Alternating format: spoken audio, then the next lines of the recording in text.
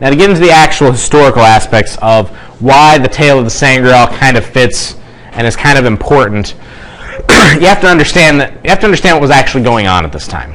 Most of the Arthurian story was written, and I'm going to go to the next slide now. Again, I can come back to this stuff, or you can watch the video if I'm moving too fast for you. But most of these stories, the largest chunk of them are basically written between 800 and 1200. 1470 is, of course, Le Morte d'Arthur with Thomas Malory. And, of course, there's also a few later on getting into 1800 and 1900. We've got Tennyson and White.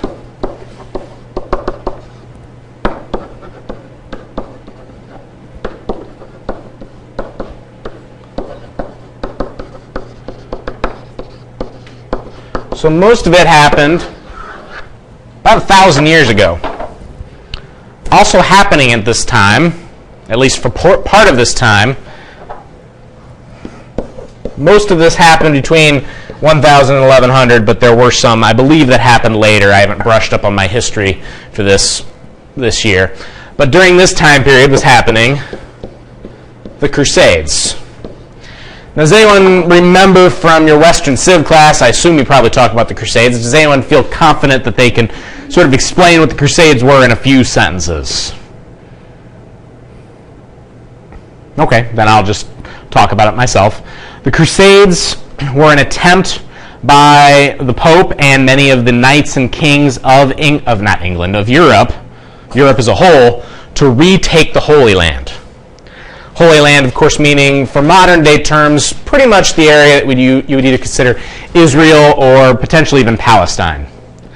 And so areas like Jerusalem, Bethlehem, areas that are in modern-day Israel, of course, at this point, they were taken over by Muslims. And for the most part, this really wasn't a problem for the Pope or for any of the people that cared about this. Of course, they would rather have the Holy Land be in Christian or Jewish hands rather than Muslim hands. But ultimately, they didn't care too much until this time period, because pilgrims would go over there and they'd be left alone. They'd be allowed to do their thing and, go to the holy places and worship, and then they'd come back to Europe. But there were some problems of some of these pilgrims being attacked while they were over there. So Christians were being attacked going to the Holy Land to do pilgrimages. The Pope was very angry with this, and he basically tried to get the kings of England to agree to send large armies over there to retake this area. There was varying success. Some of the Crusades did very well. Some of the Crusades were just huge disasters that very little ended up happening. The ultimate end result is that after they held the area for a decent amount of time, eventually the Crusaders were driven out of there, and the Holy Land, while it was Christian for a while, fell back into Muslim hands. So as a total result, at least as far as what the intended goal was, the Crusades probably more of a failure than a success. But there were a lot of other good things that happened because of them that we don't have time to talk about now. This is sort of the equivalent in the real world of the tale of the Sangreal in the mythological world of King Arthur. Because in both worlds, there was the difference between secular knighthood and Christian knighthood. Your question number 9 up here for the quiz, the tale of the Sangreal, is a story that changes the emphasis from secular knighthood to Christian knighthood. Once again, that was, of course, true.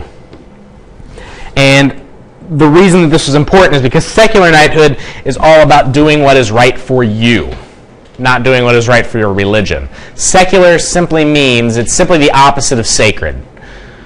So it has no affiliation to religion. The United States, for instance, because we have in our Constitution the idea of the separation of church and state, we are sometimes called a secular society, a secular nation.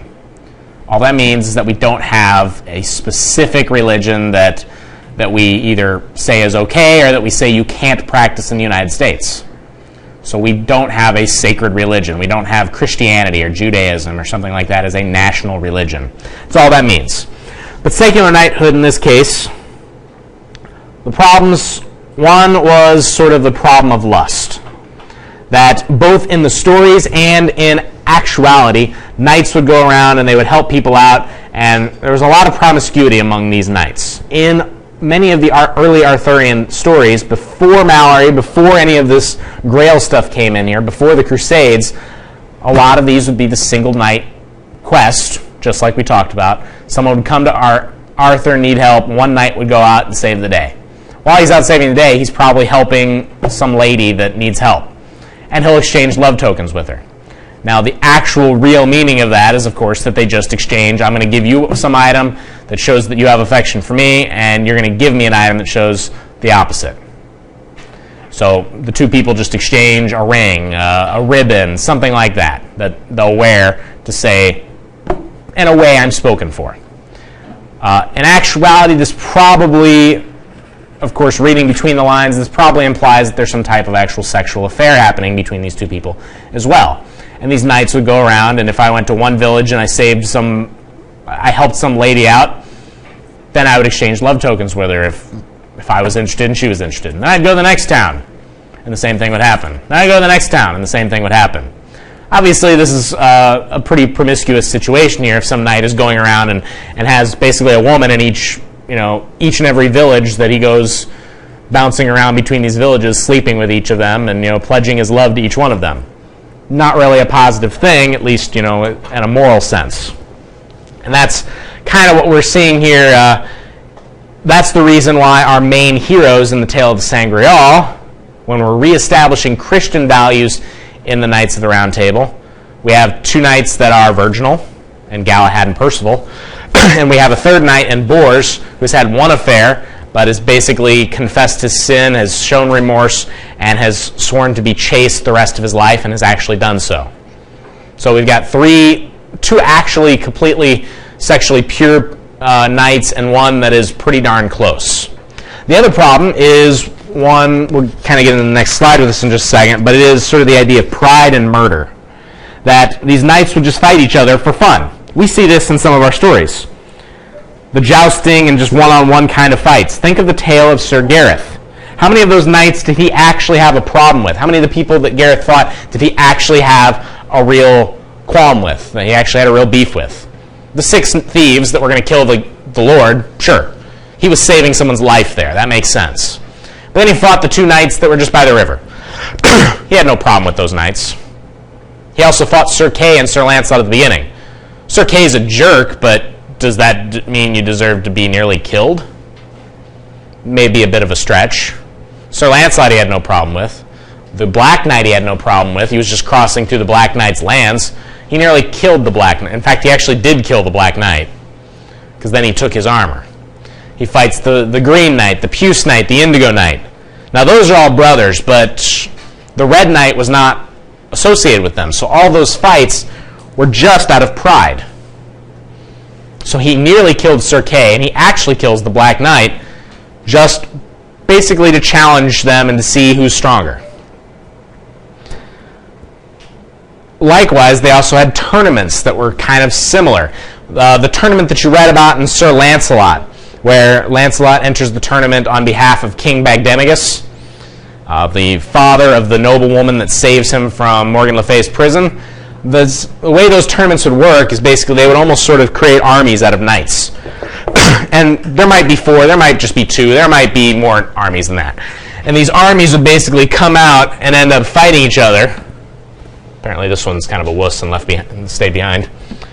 But they'd come out and fight each other, and they'd just be hacking away at each other. They'd have real weapons, real armor, so they'd be attacking each other with sword, with axe, with mace, trying to actually harm each other.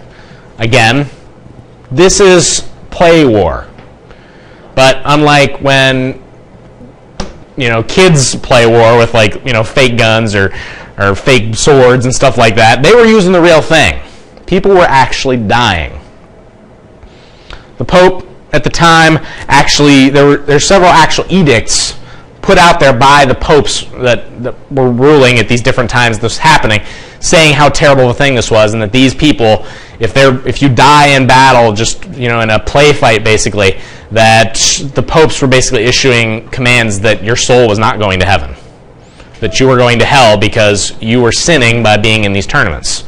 So it's a pretty strong statement. The other thing is that they eventually got to the point that with the Crusades happening, they wanted those knights to be involved in something more righteous, either helping restore and maintain law and order wherever you're from, or go on the Crusades. If you want to go kill people, we'll give you people to kill, people that are bad people, people that have taken over the Holy Land and that are killing pilgrims that go there.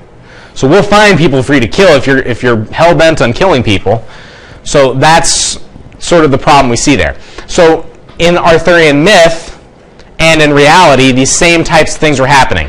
There were people fighting for fun, and there was a lot of promiscuity.